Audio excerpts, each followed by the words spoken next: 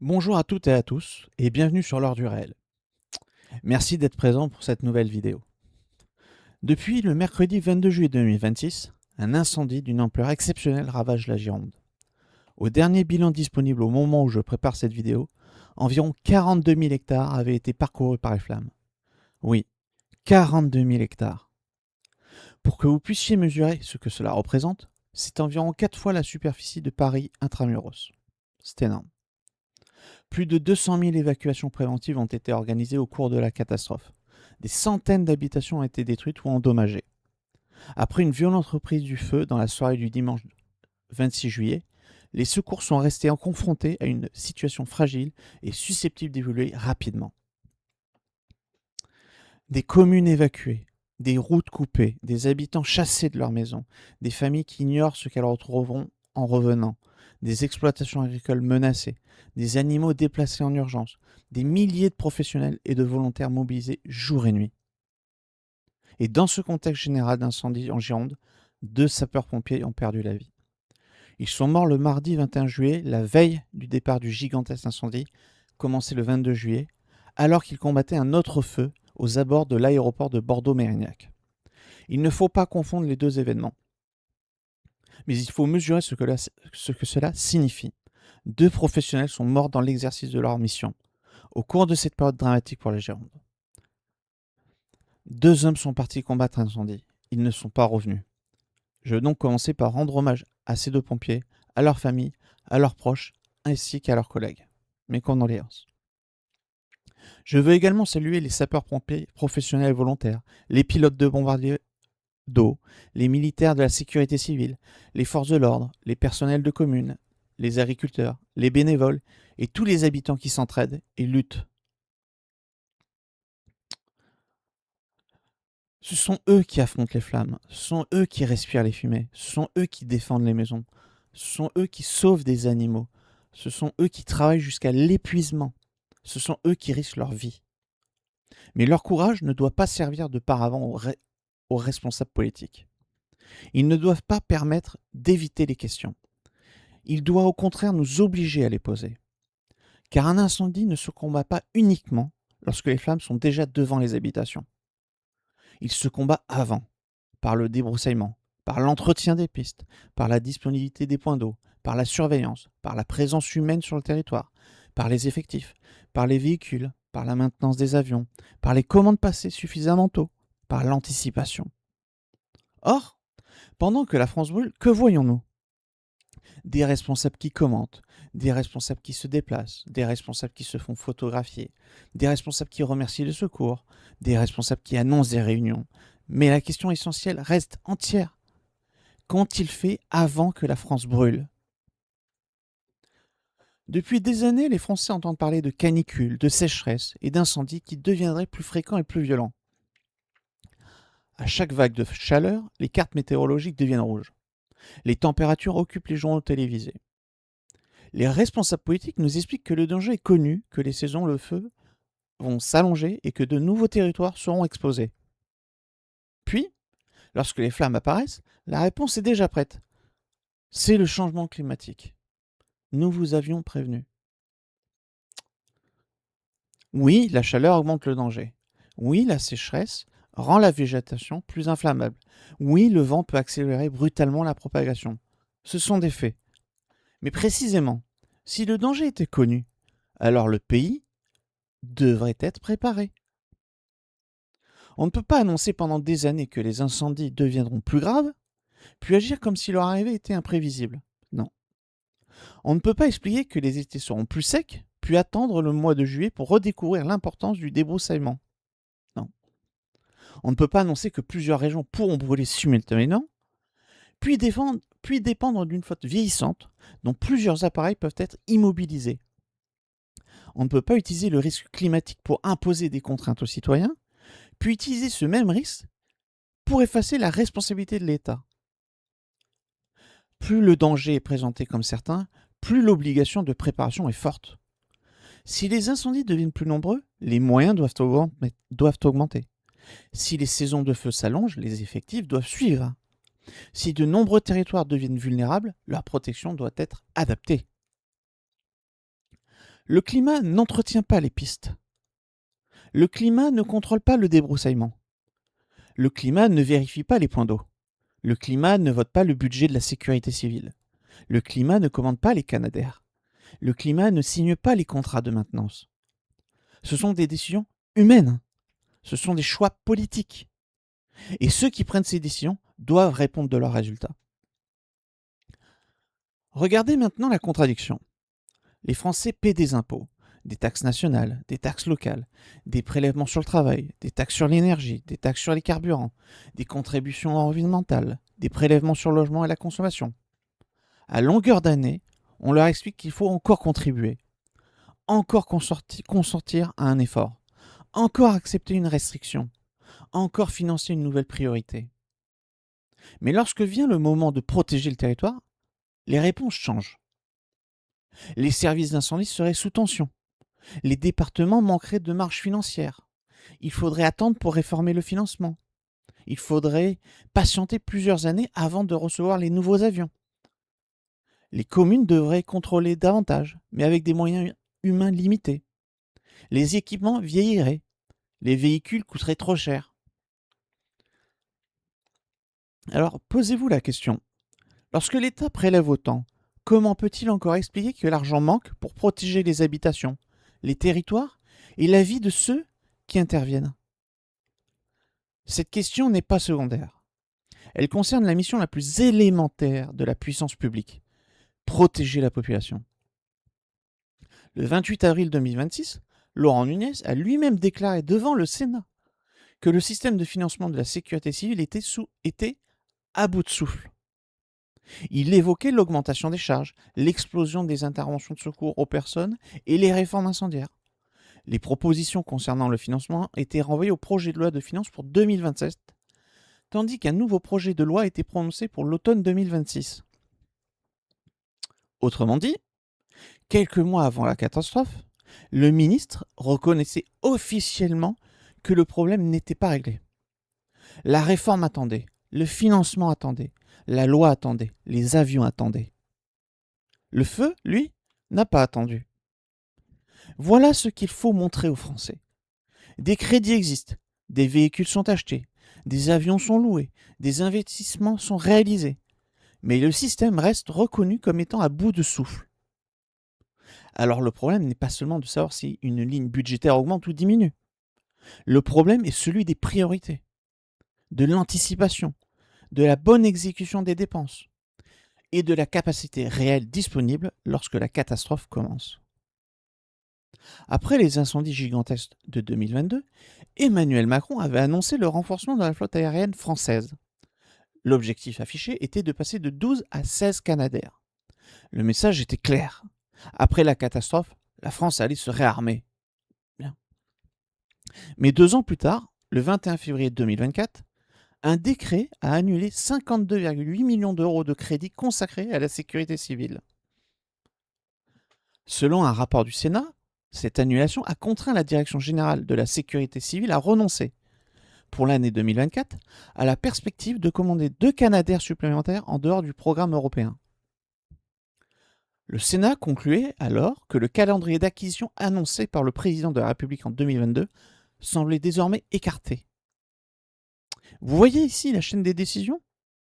En 2022, le président annonce un renforcement. En 2024, son gouvernement annule 52,8 millions d'euros de crédit.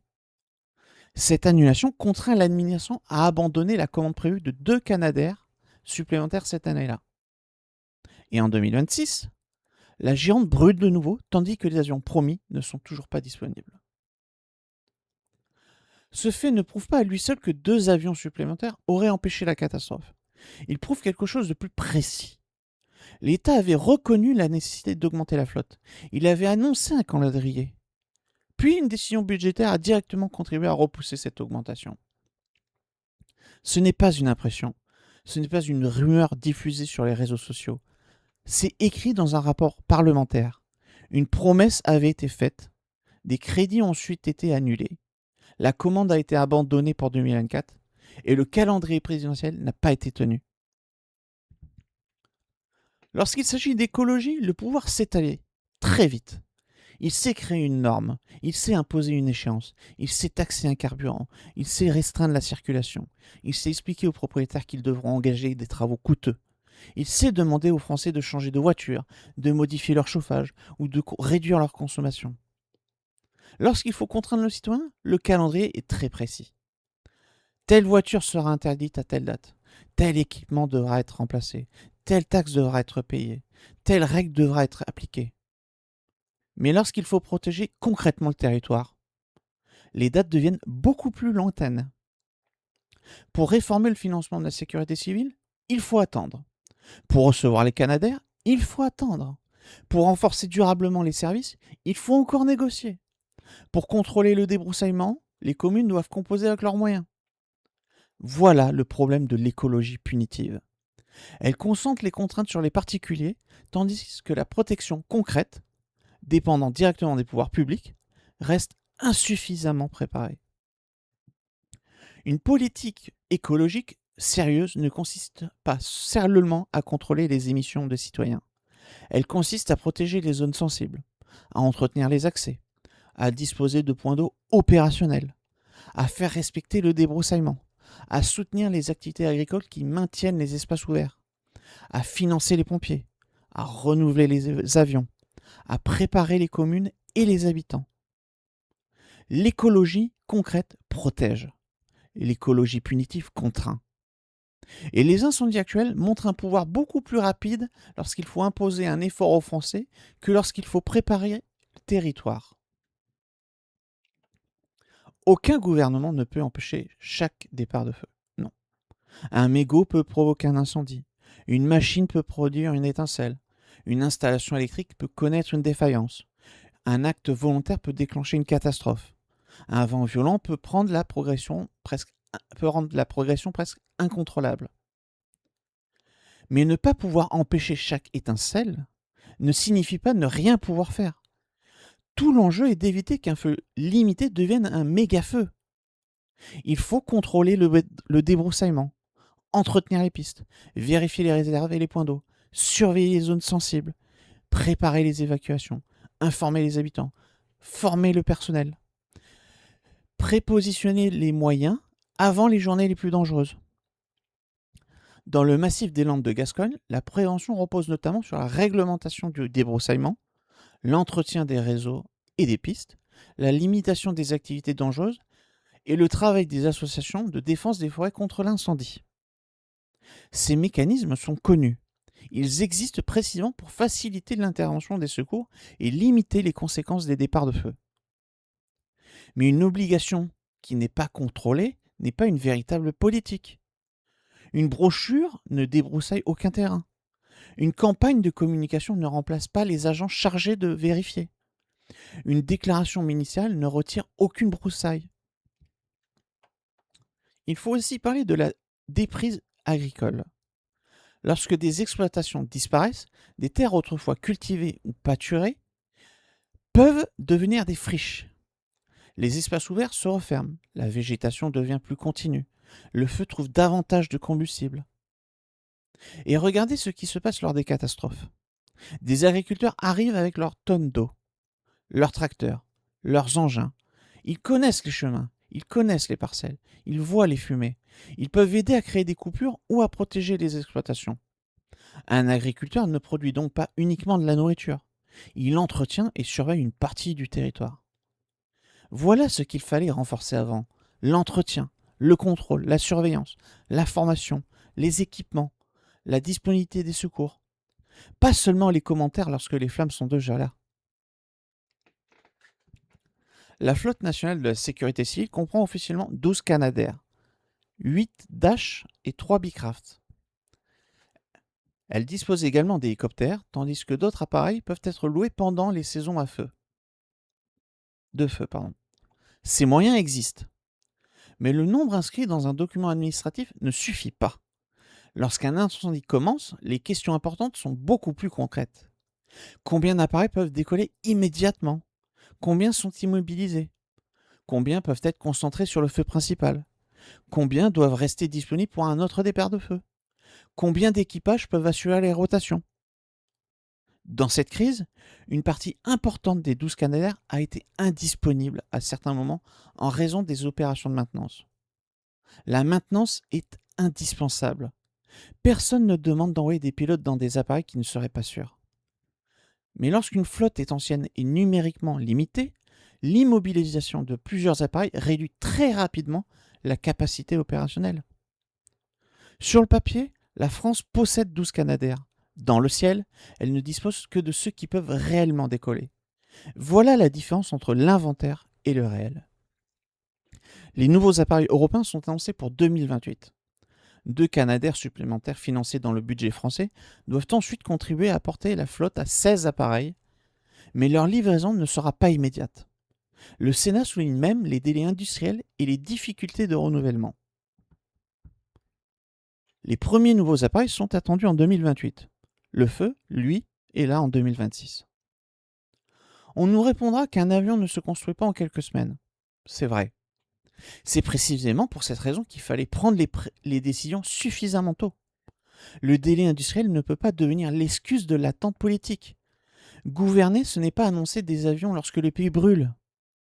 Cette affaire, c'est faire en sorte qu'ils soient disponibles avant le prochain méga-feu. Cette critique ne vient pas uniquement de commentateurs ou d'opposants politiques. Elle vient aussi des professionnels.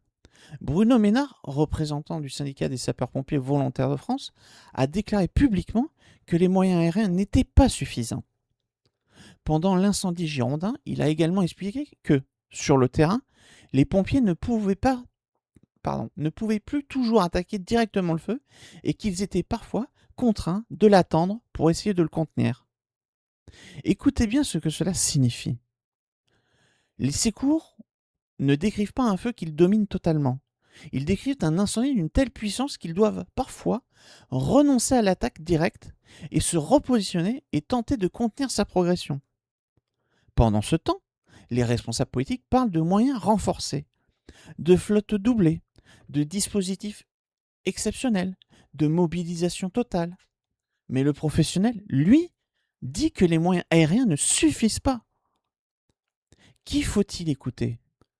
Le chiffre global présenté sur un plateau ou celui qui observe le feu depuis le terrain ? La communication gouvernementale peut additionner les moyens nationaux, les avions loués, les hélicoptères et les renforts européens. Le pompier, lui, regarde ce qui est réellement disponible devant les flammes. Laurent Nunez a affirmé que les moyens aériens avaient fortement augmenté depuis 2022. Le gouvernement peut défendre cette affirmation en additionnant les appareils appartenant à l'État, les moyens loués par la saison et certains renforts européens. Mais ce périmètre très large ne doit pas faire croire que la France possède désormais 2 fois plus de Canadair. Le nombre de Canadair nationaux reste de 12. Voyez comment fonctionne la présentation politique ? On additionne des appareils de statut différents, on mélange une capacité nationale permanente, des locations saisonnières et des moyens européens mobilisables. Puis on annonce une hausse spectaculaire. Mais le feu ne se combat pas avec un pourcentage prononcé devant une caméra. Il se combat avec des avions disponibles, des équipages, des rotations, des pièces détachées, des techniciens, une réserve opérationnelle. Une location peut renforcer le dispositif. Elle ne remplace pas la maîtrise nationale d'une flotte suffisamment dimensionnée. Le gouvernement a largement mis en avant l'utilisation expérimentale d'un Airbus A400M équipé d'un dispositif de largage de retardant. La convention permettant cette expérimentation a été signée le 17 juillet entre le ministère de l'Intérieur, le ministère des Armées et Airbus. L'appareil est ensuite intervenu sur les incendies de Gironde. L'image est impressionnante. Un immense avion militaire, une importante capacité de chargement, des images diffusées dans les médias, une présentation gouvernementale très appuyée. Cet appareil peut apporter une aide. Il peut larguer une grande quantité de retardants sur une zone stratégique. Mais il ne remplace pas un Canadair. Il ne peut pas écoper directement sur un lac ou en mer. Il doit revenir sur une base adaptée pour être rechargé. Son mode d'emploi et son rythme de rotation sont complètement différents des Canadair. Une aide expérimentale peut être utile sans régler le problème structurel. Et lorsqu'un appareil expérimental devient le symbole principal de la réaction du gouvernement, il faut regarder ce que cette image cherche à faire oublier. La flotte permanente reste limitée. Les appareils nouveaux ne sont pas encore livrés. Les promesses de 2022 ont pris du retard. Et les professionnels continuent d'alerter sur l'insuffisance des moyens. Emmanuel Macron s'est rendu en Gironde le 21 juillet, le 27, pardon, le lundi 27 juillet, désolé. Il a assisté à un point de situation au centre opérationnel départemental d'incendie et de secours à Bordeaux. Un président doit évidemment se tenir informé. Il doit mobiliser les services de l'État. Il doit décider des renforts. Il doit répondre aux besoins. Mais lorsqu'un responsable dirige le pays depuis 2017, il ne peut pas apparaître uniquement comme celui qui arrive après le départ de feu. Emmanuel Macron se montre comme le président protecteur, celui qui mobilise l'armée, celui qui active l'aide européenne, celui qui met en avant l'Act 400M, celui qui remercie les pompiers, celui qui promet la reconstruction. Mais qui dirigeait lorsque la flotte vieillissait? Qui avait annoncé 16 Canadair en 2022? Sous quelle présidence les crédits de 2024 ont-ils été annulés? Qui disposait de plusieurs années pour anticiper les délais industriels? Qui était au pouvoir lorsque les pompiers alertaient sur leurs moyens? La réaction présidentielle ne peut pas effacer la responsabilité de la préparation. L'image de Macron au milieu des secours ne répond pas aux questions budgétaires.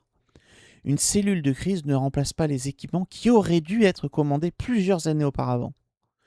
Une promesse de reconstruction ne répond pas à la promesse de réarmement aérien qui a déjà pris du retard.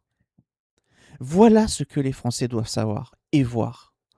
Le président ne découvre pas aujourd'hui le risque d'incendie. Il gouverne depuis 9 ans. Après les feux de 2022, il avait lui-même annoncé le renforcement de la flotte. Il doit donc répondre non seulement de ce qu'il fait pendant la catastrophe, mais aussi de ce qui a été effectivement réalisé depuis cette annonce. Depuis le début de la crise, les images se multiplient. Déplacements présidentiels, réunions de crise, mobilisation de l'armée, A400M filmé en intervention, activation du mécanisme européen, messages de soutien, hommage aux pompiers. Cette communication construit une image très précise. Le pouvoir agit. Le président protège. Le gouvernement mobilise tous les moyens. Mais ce récit ne doit pas remplacer le bilan réel. Combien d'avions étaient disponibles? Combien de commandes ont été retardées? Pourquoi 52,8 millions d'euros ont-ils été annulés en 2024? Pourquoi le financement de la sécurité civile était-il encore décrit comme étant à bout de souffle en avril 2026? Pourquoi les professionnels disent-ils que les moyens ne suffisent pas? La communication montre la réaction. Notre rôle est d'examiner la préparation. La communication montre les avions présents. Notre rôle est de compter ceux qui manquent. La communication montre le président auprès des pompiers. Notre rôle est de rappeler ce que ces pompiers demandent depuis des années. Le drame des habitants ne doit pas devenir un décor présidentiel. Le courage des secours ne doit pas devenir un outil de propagande d'image. Aujourd'hui, le pouvoir rend hommage aux pompiers. Il parle de courage, de dévouement, d'héroïsme. Il diffuse leurs images. Il se montre à leur côté. Mais en octobre 2019 et en janvier 2020, des pompiers manifestaient à Paris. Ils réclamaient de meilleures conditions de travail, une meilleure reconnaissance et davantage de moyens. Ces manifestations avaient donné lieu à des affrontements et à l'utilisation de moyens de maintien de l'ordre, notamment des gaz lacrymogènes, des canons à eau et des LBD. Un pompier avait été grièvement touché à la tête lors de la manifestation du 28 janvier 2020. Les pompiers n'ont pas besoin d'être déclarés héroïques uniquement lorsque les flammes remplissent les écrans. Ils doivent être écoutés lorsqu'ils alertent. Ils doivent être équipés avant la catastrophe. Ils doivent être protégés lorsqu'ils interviennent. Un homme ne remplace pas un véhicule. Une photographie ne remplace pas un effectif. Une poignée de main ne remplace pas un avion opérationnel. Le respect se mesure dans les actes. Face à l'ampleur des incendies, la France a fait appel au mécanisme européen de protection civile afin d'obtenir des moyens aériens supplémentaires. Cette aide est utile. Lorsqu'un territoire brûle et que des vies sont menacées, il faut accepter les moyens disponibles. Mais la coopération européenne doit compléter notre capacité nationale. Elle ne doit pas devenir le moyen permanent de compenser notre propre retard. Imaginez maintenant que la France, l'Espagne, l'Italie, le Portugal et la Grèce affrontent simultanément plusieurs incendies gigantesques. Chaque pays aura besoin de ses appareils. Les moyens européens ne sont pas infinis. Un grand pays doit pouvoir protéger son propre territoire, posséder suffisamment d'avions, entretenir sa flotte, former ses pilotes, sécuriser les pièces détachées, conserver une réserve, préparer ses communes, entretenir ses pistes et ses points d'eau. La solidarité européenne est un renfort. Elle ne doit pas devenir le substitut de la puissance publique française. La souveraineté ne suffit pas, pardon, la souveraineté ne signifie pas refuser l'aide. Elle signifie ne pas organiser sa propre dépendance. Il reste maintenant la question la plus importante. Que se passera-t-il lorsque le feu sera maîtrisé ? Il y aura probablement un rapport, des auditions, une enquête sur l'origine de l'incendie, des promesses de reconstruction, une nouvelle stratégie, peut-être de nouvelles commandes, puis l'actualité changera. Mais être responsable politique ne peut pas signifier conserver son poste, quelle que soit l'ampleur des échecs. Responsable signifie répondre des décisions prises, des crédits annulés, des commandes retardées, des alertes ignorées, des contrôles insuffisants, des promesses non tenues. Il faudra évidemment établir précisément les faits, déterminer l'origine du feu, distinguer ce qui relève de la météo, de l'action d'un individu, d'une défaillance locale, d'un problème administratif ou d'un choix national. Mais une fois les faits établis, les conséquences doivent exister. Si une faute administrative est démontrée, il doit y avoir une sanction administrative. Si un responsable politique a gravement échoué, il doit en tirer les conséquences politiques. Si un contrat de maintenance a été mal exécuté, les responsabilités contractuelles doivent être recherchées. Si une infraction est constatée, la justice doit agir. La responsabilité politique ne se limite pas à la responsabilité pénale.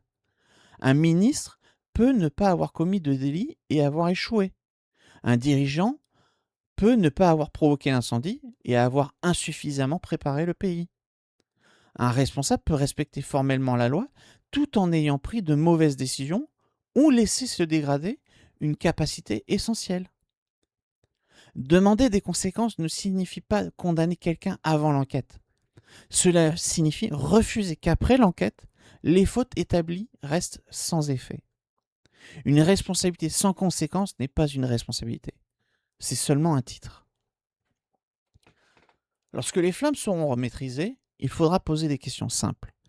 Combien de Canadair étaient disponibles chaque jour ?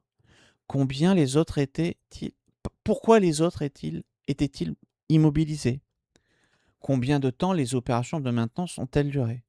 Les pièces détachées étaient-elles disponibles ? Les contrats ont-ils été correctement exécutés ?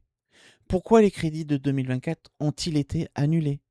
Pourquoi les Canadair supplémentaires n'ont-ils pas été commandés cette année-là ? Quel est désormais le calendrier exact des livraisons ? Combien de communes ont contrôlé les obligations de débroussaillement ? Les pistes étaient-elles entretenues ? Les points d'eau étaient-ils accessibles ? Les alertes des professionnels ont-elles été suivies ?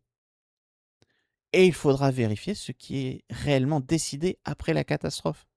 Pas seulement annoncé, décidé, financé, commandé, livré.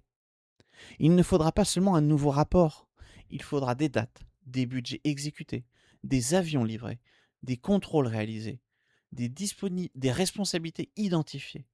Et lorsqu'une faute grave est établie, des conséquences réelles. Les incendies actuels constituent une catastrophe.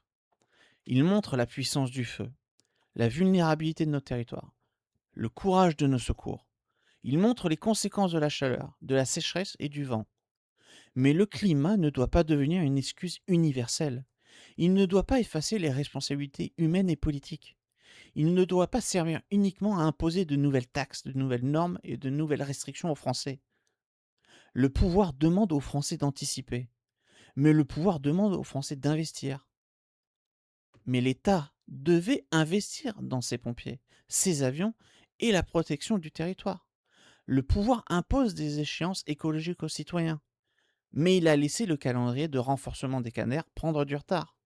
Le pouvoir demande aux Français de prendre le risque climatique au sérieux, mais il doit maintenant prouver qu'il l'a lui-même pris au sérieux. Emmanuel Macron peut mobiliser l'armée. Il peut appeler l'Europe. Il peut présider une cellule de crise. Il peut commenter la chaleur et le vent. Il peut diffuser les images de l'A400M. Laurent Nunez peut annoncer une forte augmentation des moyens. Les responsables peuvent multiplier les déplacements et les hommages. Mais aucune communication ne répond à cette question. Qu'avez-vous fait avant que la France brûle? Ils sont très forts pour montrer leur réaction. Ils doivent répondre de leur préparation. Ils sont très forts pour taxer et contraindre au nom de l'écologie. Ils doivent expliquer pourquoi la protection concrète du territoire reste sous tension. Ils sont très forts pour remercier les pompiers devant les caméras. Ils doivent répondre aux alertes que ces mêmes pompiers lancent depuis des années. Les pompiers sont les héros de cette catastrophe. Les dirigeants politiques doivent en être les comptables. Sur l'heure du réel, nous ne jugerons pas le pouvoir sur ses images, ses communiqués ou ses promesses. Nous le jugerons sur les moyens disponibles, sur les avions capables de décoller, sur les territoires préparés, sur les habitants protégés, sur les engagements tenus et sur les conséquences assumées lorsque des fautes sont établies. Merci à toutes et à tous d'avoir suivi cette vidéo jusqu'au bout. Merci tout particulièrement à celles et ceux qui sont déjà abonnés et qui soutiennent l'heure du réel. Vos commentaires, vos partages et votre fidélité permettent à la chaîne de continuer à traiter les sujets en profondeur, sans détour, en revenant toujours aux faits, aux décisions et à leurs conséquences. Pensez à vous abonner, à activer les notifications et à partager cette vidéo autour de vous. Dites-moi également dans les commentaires ce que vous pensez de la préparation de la France face aux incendies et si les responsables politiques doivent personnellement répondre des défaillances qui seraient établies. Merci pour votre soutien et à très bientôt sur l'heure du réel. Merci et au revoir.